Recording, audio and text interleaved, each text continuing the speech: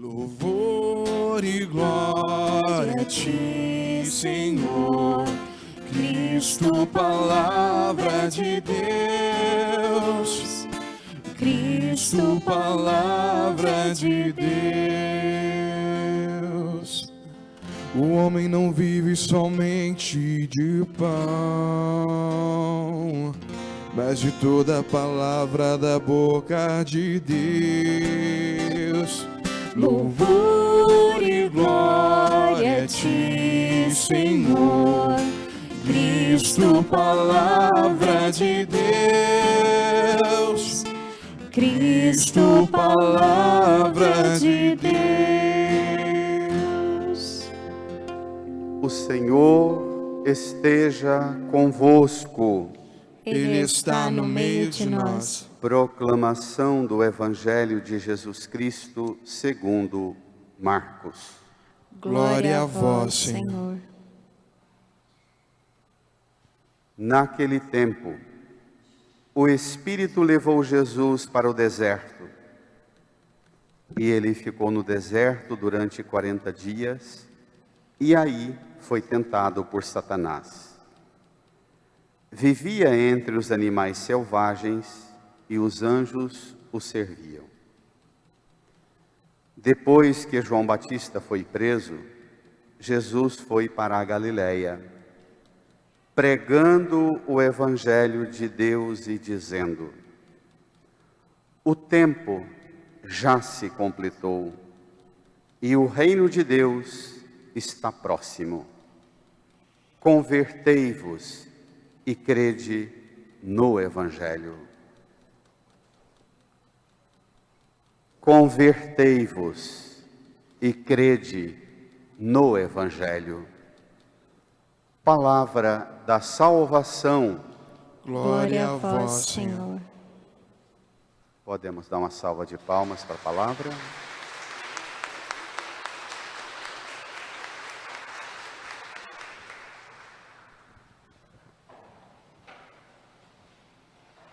No silêncio do nosso coração, criemos um deserto interior e peçamos ao Espírito Santo o auxílio para compreender esta palavra, que é hoje eficaz para a nossa salvação. Invoquemos o seu auxílio.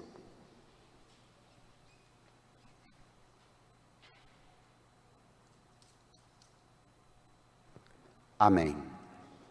Irmãs, irmãos, na quarta-feira iniciamos nossa caminhada rumo à Páscoa.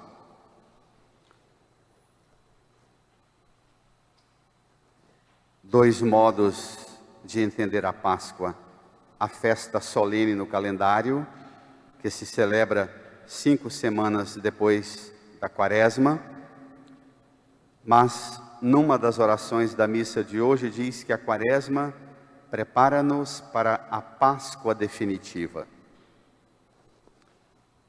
Ainda que pelas provações e tribulações, este ano nós não possamos celebrar a Páscoa naquele fervor e entusiasmo de outros anos, tenhamos que deixar de celebrar os ritos pascais com tanto fervor. Essa Quaresma não é nula e vã, porque ela nos prepara para a Páscoa definitiva. Nós temos hoje o modelo de enfrentamento das realidades que se opõem à nossa vida. O modelo de Noé, de João Batista e o próprio Jesus. Noé, o velhinho que vê a sociedade entrando em decadência, vê o mundo degenerando-se, vê as novas gerações perdendo-se em múltiplas distrações no mundo desvairado e deslumbrado com as coisas daqui. Noé vê que as coisas não vão dar muito certo e não se torna um velhinho amargo, azedo, acusando as novas gerações de não prestarem e não terem futuro. O velho Noé arruma a caixa de ferramenta e vai para a floresta aproveitar as madeiras secas e construir uma arca. Para quem quiser, saída tem. Nós precisamos olhar para a realidade dramática do mundo de hoje, o enfrentamento das novas gerações. Nós precisamos ter a caixa de ferramenta de Noé e sermos capazes de anunciar que nós mesmos construímos com as nossas mãos, orientados pela palavra de Deus, nós construímos a solução que salva a vida nossa, da família, do mundo e da criação inteira. E termina o texto com uma poesia, Deus dizendo a Noé: Noé, porque você foi um velhinho tão engenhoso, tão dedicado, tão fiel à aliança, eu desenho agora na natureza um símbolo impactante, o arco-íris. E a partir de agora o arco-íris é para lembrar-me de que você cuidou, você buscou, Noé, você se manteve fiel à aliança.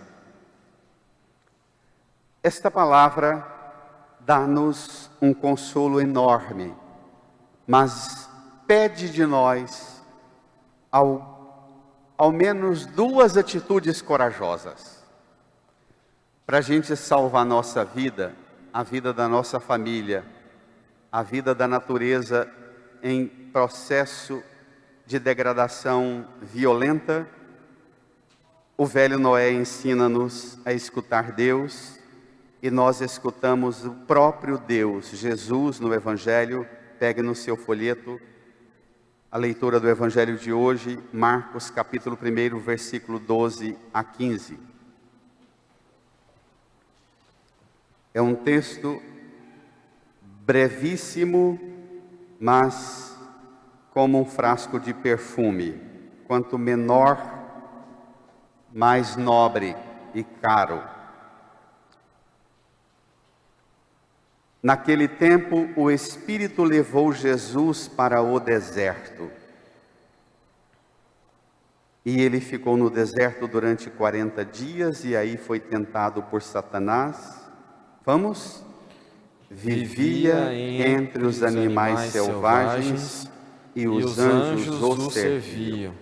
Se você chegar em casa e pegar a sua Bíblia, e você conferir o que é que Jesus estava fazendo, que de repente o Espírito Santo tomou e levou para o deserto.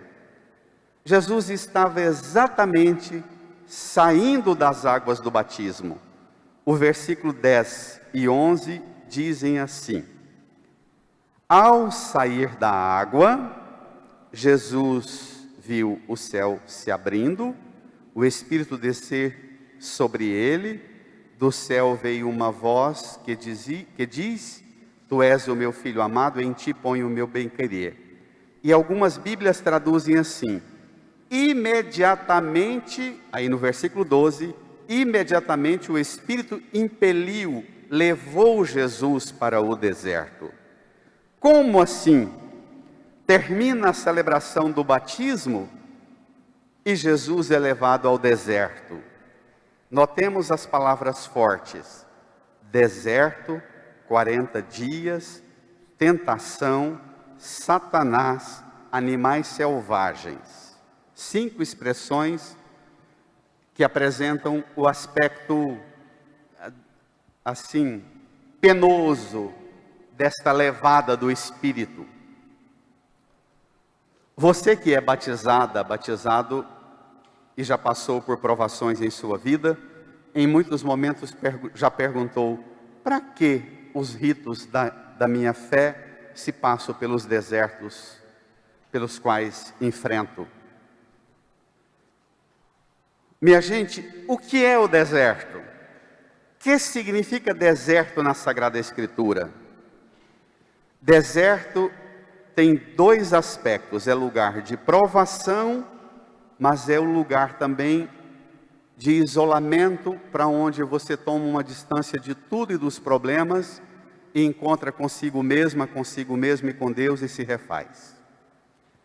Mas no Novo Testamento, deserto, sobretudo na linguagem de Paulo, Paulo era muito amigo de Marcos, o evangelista Marcos, os dois se fundem na compreensão do que é o deserto. O que significa o deserto para onde Jesus foi levado imediatamente após ser batizado? Deserto aqui prefigura, antecipa claramente o que Jesus vai enfrentar na cruz. No deserto, 40 dias, e na cruz, uma expressão grega que o apóstolo Paulo desenvolve longamente na sua teologia. Deserto é o lugar da kenosis. Kenosis significa esvaziamento de si. A carta de Paulo aos Filipenses diz, é a segunda leitura no domingo de Ramos, diz assim: Jesus Cristo, existindo em condição divina, não fez do ser igual a Deus uma usurpação, mas esvaziou-se a si mesmo, assumindo a condição de servo.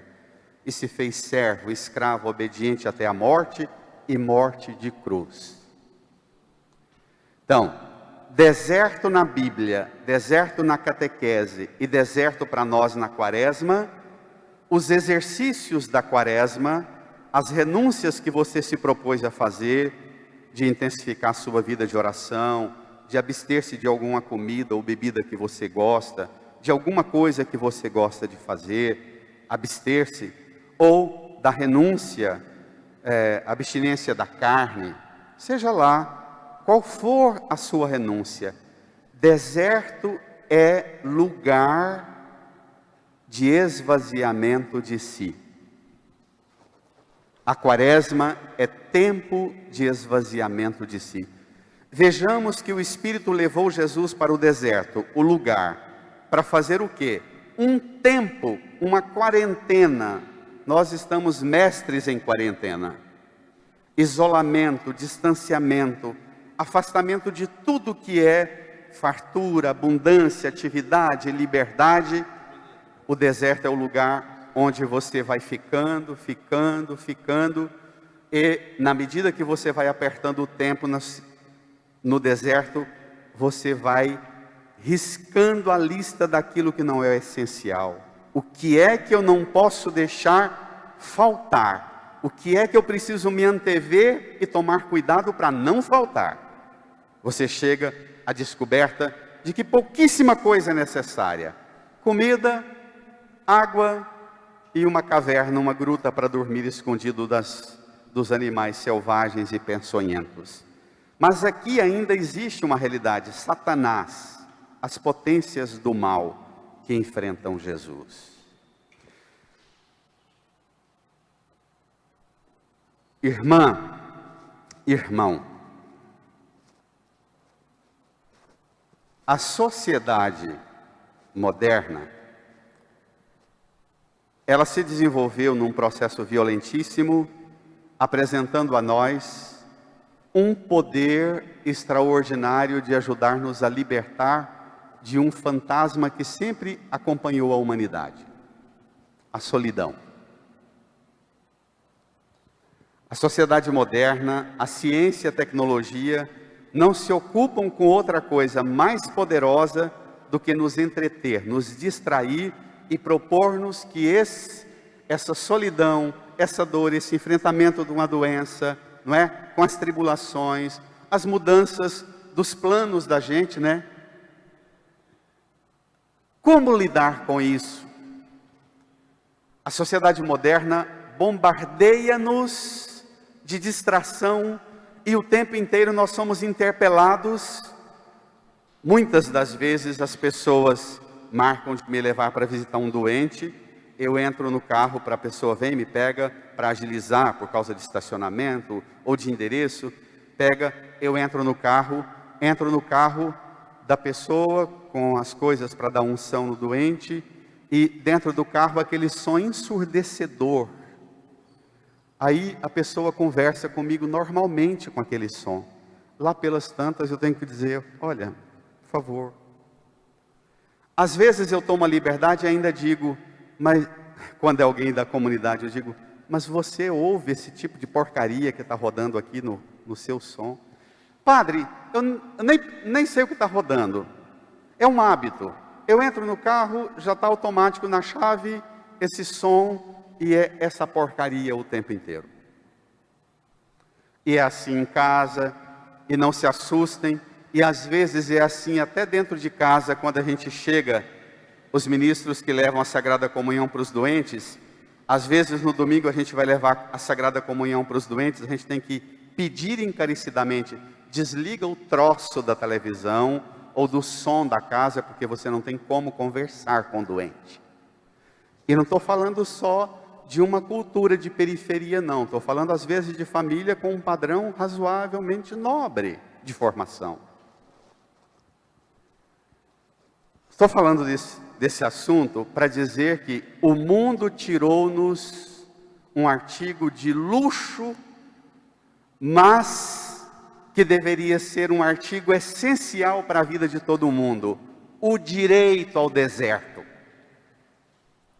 Você deveria se recobrar, se reivindicar, se recolocar como tema das coisas que você vai exigir para você, na disciplina sua, o direito ao seu deserto. Isso é fundamental. Pai e mãe que se envolvem o tempo inteiro com filho e com neto, esposa e esposo que ficam o tempo inteiro ligado um ao outro e que não desliga, o deserto é um ambiente onde você tem um enfrentamento fundamental e necessário para fazer perguntas básicas, mas que não podem nunca envelhecer. Quem eu sou? O que eu quero? Para onde eu estou caminhando? O que é que eu estou fazendo com os esforços, com as tarefas, com o temperamento, com o modo com que eu me alimento, com o modo com que eu trato as pessoas? O que eu estou fazendo? O deserto possibilita nos fazer perguntas básicas que não podem envelhecer nunca. Jesus foi para lá para enfrentar, Bento XVI usa uma expressão maravilhosa.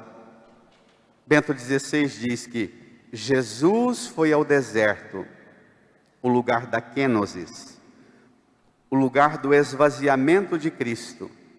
Jesus se despojou da forma de Deus. Na expressão paulina, Jesus Cristo, existindo em condição divina, não fez do ser igual a Deus uma usurpação. Ele foi para lá ficar sem comer, sem beber, passar por privação e por tentação. Ele foi para o deserto para dizer a mim e a você, no que vem agora, ele foi para dizer a mim e a você, pronto!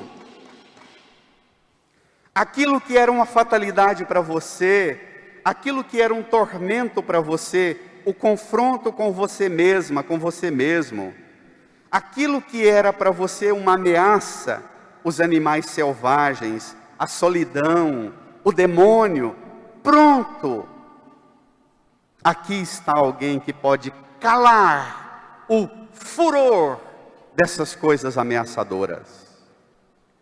Jesus é a manifestação, Bento XVI, a resposta de Deus para o seu medo, para dizer para você no seu deserto, diante da prepotência do mal, ante a angústia da infelicidade humana, ante as inquietações e aflições da sua alma e do seu corpo, Jesus é aquele que cala o mal e devolve a você o direito e a liberdade de fazer escolhas. Direito, liberdade de fazer escolha.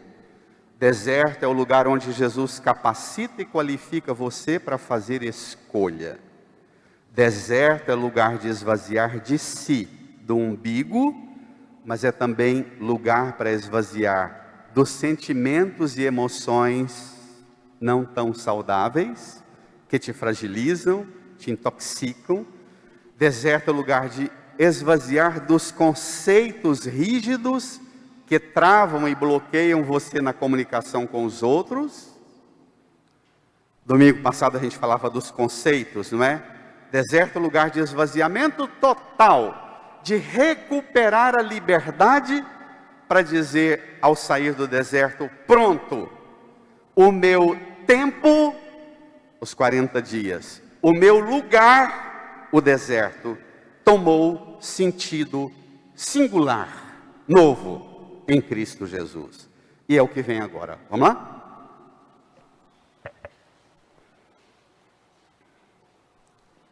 Depois que João Batista foi preso, Jesus foi para a Galileia. Preste atenção que depois de passar pela privação no deserto, ele não foi para o deserto para fugir dos problemas. Não é aquela onda do isolamento por indiferença, porque tem o isolamento e o distanciamento social para cuidar da sua vida e cuidar da vida dos seus, mas tem o isolamento e o distanciamento por absoluta indiferença com o sofrimento dos outros, não tem? Ele não foi. Lá no deserto ele recebe notícia pesada. João Batista foi preso. Parece que o mal que ele enfrentou aqui no deserto, Satanás, parece que já opera nas realidades do reino, da política, da religião, da cultura, da economia lá fora do deserto. Então, significa exatamente que Jesus e João, ambos, Jesus no deserto e João já esteve no deserto, e agora João está militando na pregação, já está preso, e Jesus vai entrar na militância da pregação e vai também ser preso. Então, os dois são águas do mesmo fluxo do rio da graça de Deus, que entra para dizer ao mal e às potências do mal: pronto, um tempo novo chegou. Vamos lá? Versículo 14, até o final. Depois que João Batista foi preso, Jesus foi para a Galileia, pregando o Evangelho de Deus e dizendo: brada, igreja, o tempo já se completou e o reino de Deus está próximo. Convertei-vos e crede no Evangelho. Pronto. João Batista foi preso, parece que vai conseguir mesmo as potências do mal. Lá no deserto era o mal espiritual, Satanás e as privações. Aqui no meio da sociedade são as potências da política, do Império Romano, da religião, da cultura, da sociedade. Parece que o mal tem sempre a última palavra, pois é exatamente quando João Batista vai preso que Jesus inaugura o seu ministério, pregando o Evangelho de Deus e dizendo: o tempo já se completou, pronto, chega, o tempo se completou, o reino de Deus está próximo. Curioso que começou a falar de tempo e de lugar, tempo os 40 dias, lugar o deserto, e termina o Evangelho falando de tempo e de lugar. Agora o tempo se completou e o reino, o lugar agora é o reino de Deus. Não é mais o reino de Satanás, não é mais o reino de Herodíades e o desejo de ser esposa, não do marido original, mas do irmão do marido. O tempo se completou. Existe um ponto que marca dramaticamente o enfrentamento, não mais do homem com as forças do mal, mas o próprio Deus estabelece um limite. Pronto, a partir daqui reina Deus, decide Deus, estabelece-se como reinado, como senhorio, o senhorio de Deus. Amém? Pronto. Dito isso, vamos começar a rezar. No Pai Nosso, que Jesus nos ensinou, a gente diz: Pai nosso que estais no céu, santificado seja o vosso nome. Venha a nós o vosso reino e seja feita a vossa vontade. Rezar o Pai Nosso é um exercício, vou usar uma variante extravagante para o ouvido de muitos aqui, um exercício kenótico, de kenosis. Rezar o Pai Nosso é um exercício kenótico, é um exercício de esvaziamento. Quando eu rezo o Pai Nosso, eu murcho a bola e digo: seja feita a vontade do Senhor, que não fique como eu quero, como o meu umbigo quer, com minhas ambições, desejos, afetos, razões, convicções mais profundas. Daqui para frente, Senhor, fique como o Senhor deseja. Quem reza o Pai Nosso se propõe a esvaziar-se de si mesmo. Quem reza o Pai Nosso diz a Deus e autoriza a Deus que a vontade dele se espalhe. Por isso é que às vezes há um desconforto enorme na vida nossa. Você reza o Pai Nosso e às vezes a gente diz assim: vamos rezar um Pai Nosso para pedir para Deus isso e isso, para mandar isso, para mandar aquilo, mandar aquilo, mandar aquilo, mandar aquilo. Não tem nada para mandar a vontade dele. É para mandar só trem que a gente quer. Isso existe? O próprio Pai Nosso já é uma oração na qual você diz a Deus. Você pode até, os antigos rezavam assim, não é? Quem experimentou a graça de ter pai, mãe, vô, vó piedosos, dizia: a gente pede a Deus, mas que tudo fique do jeito que Ele quer. Seja feita a vontade de Deus. Os antigos eram movidos por uma piedade, por uma liberdade do ego, por um processo de esvaziamento. Minha gente, eu estou falando de um dos conceitos mais caros para o mundo de hoje, a liberdade. Estou falando de liberdade para desapegar-se de sentimentos, afeições, afetações, ideias, sistemas, convicções, conceitos, ideologias, e dizer para Deus: Pai, no meu casamento, na relação com os meus filhos, na minha profissão, na vida da igreja, que as coisas fiquem como o Senhor quer. Isto não é fácil. Esse movimento talvez seja de toda a revelação bíblica, impõe para nós a vinda de Deus, que movimenta-se em direção a nós e traz. Já falamos isso, não tem muito tempo, mas é bom repetir. Jesus diz: o tempo se completou, o reino de Deus está o quê? Próximo. Não diz o reino de Deus chegou. Porque Deus não enfia a vontade dele goela abaixo para você. Não faz conosco do jeito que nós fazemos uns com os outros. Deus põe perto de você. Você que vai decidir se dar um passo, converter, outro passo, crer, e o reino acaba de chegar. Você que vai decidir. Já falei tantas outras vezes, mas é bom repetir, porque eu vivo escutando aquela doutrina que a Deus você vem ou pelo amor ou pela dor. Não. A Deus, na doutrina cristã, bíblica, não se confunde com a doutrina espírita. A Deus se chega só pelo amor. Até quando é dor, é amor que você experimenta de Deus. Essa ideia de que Deus usa qualquer caminho, o amor ou a dor, mas Ele puxa você para Ele, não. Ele sofre a dor, Ele paga a dor, Ele paga com dor para te revelar amor. O seu movimento do interesse e da parte de Deus, o seu movimento é de liberdade, converter, escutar a pregação, escutem as consequências do que eu estou falando, do que o Evangelho está falando. escutar a pregação de Cristo e escutar a pregação da igreja, permitir que a pregação mexa meus conceitos, a pregação forma minha mente, noia, a minha mentalidade, a minha inteligência, e eu repenso a minha meta. Conversão é metanoia, é mexer na mentalidade para mexer na meta.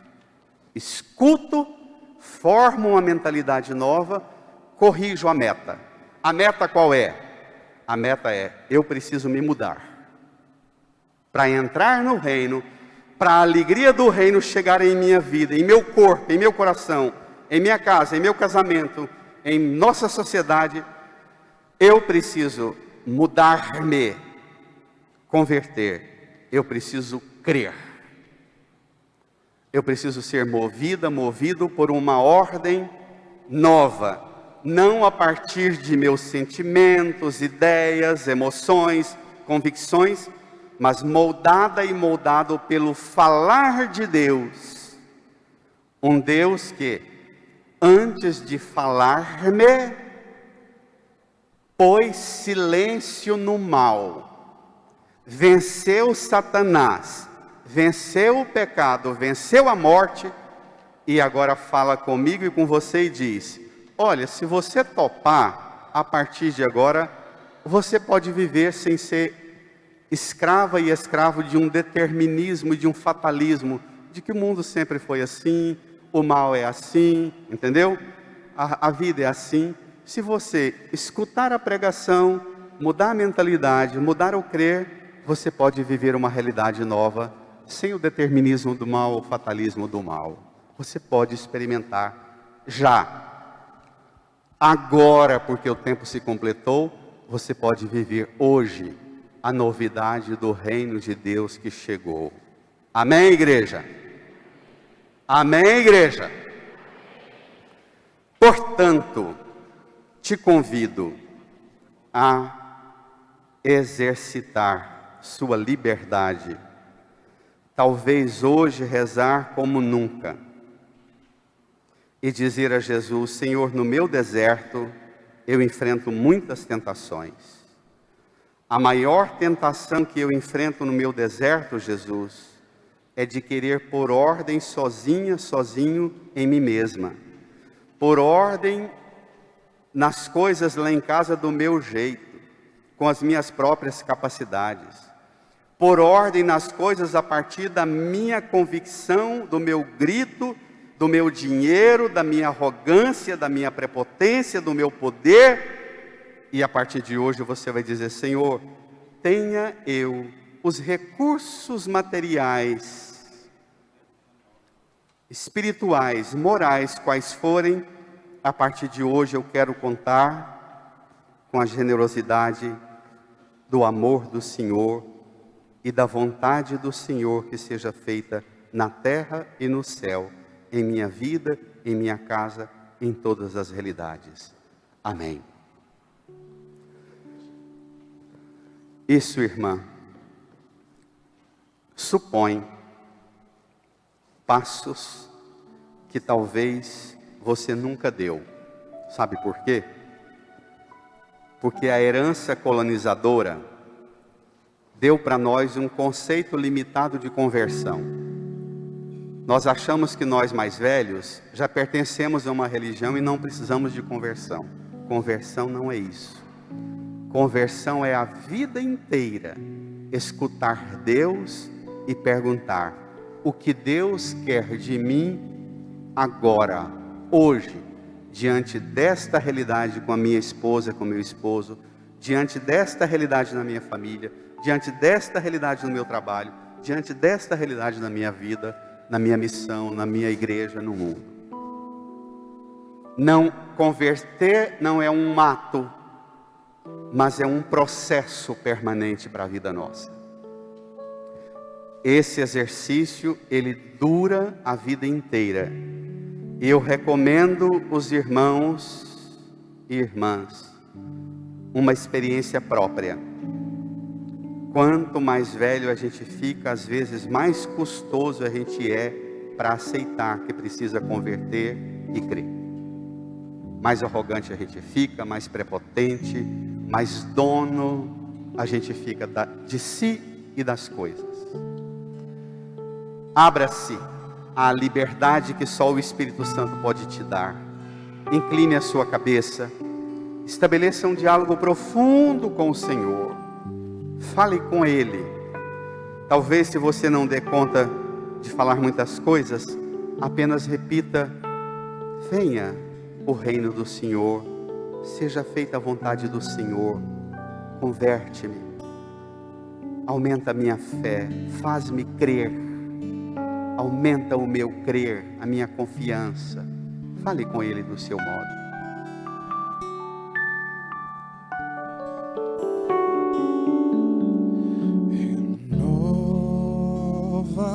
Renova-me, Senhor Jesus. Já não quero ser igual.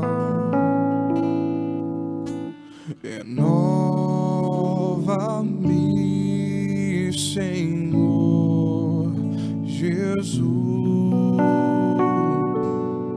Põe em mim teu coração,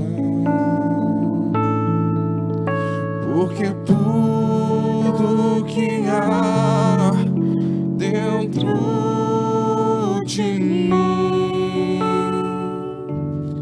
necessita ser mudado, Senhor, porque tudo que há dentro do meu coração precisa mais de ti. Renova-me, Senhor Jesus. Já não quero ser igual.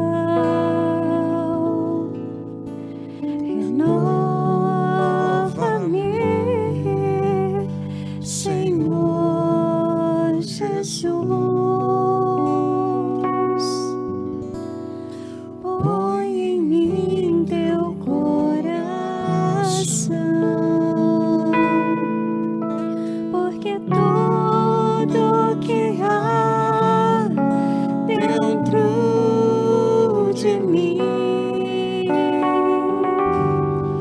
necessita ser mudado, Senhor, porque tudo que há dentro do meu coração precisa mais de ti. Olhe para a cruz, fique em pé, estenda as suas mãos, deixe o folheto no banco, estenda as suas mãos para a cruz de Jesus. Faça um propósito de, nessa quaresma, fale para Jesus que você vai buscar esvaziar você, seu ego, seus sentimentos, suas razões travadas em brigas e discussões. Faça um propósito de caminhar nesta quaresma buscando esvaziar você de tudo aquilo que não deixa Deus preencher você de graça, de bênção, de amor, de paz, de reconciliação.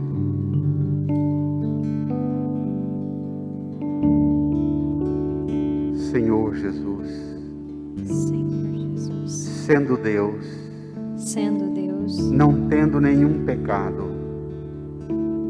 o Senhor sofreu na cruz, O Senhor sofreu na cruz, esvaziou-se de si mesmo esvaziou-se de si mesmo para revelar revelar o amor do Pai. o amor Pelo seu sangue derramado, pelo seu sangue derramado, por sua morte, por sua morte, por sua ressurreição. por sua ressurreição. Esvazia-me Esvazia-me de tudo que em mim de tudo que em me mim estraga, me estraga, me adoece, me adoece, me fere me fere e me faz e me faz ser uma presença ser uma que presença causa tanto mal para os outros. que causa tanto mal para os outros. Jesus, Jesus, põe em meu coração, põe no meu põe em coração mim sua mão Põe em mim sua mão e regenera-me. e regenera-me. Põe a mão no seu coração. Fale com Jesus. Você sabe em que ponto mais pega, em que ponto mais você se fragiliza, precisando ser esvaziado de si.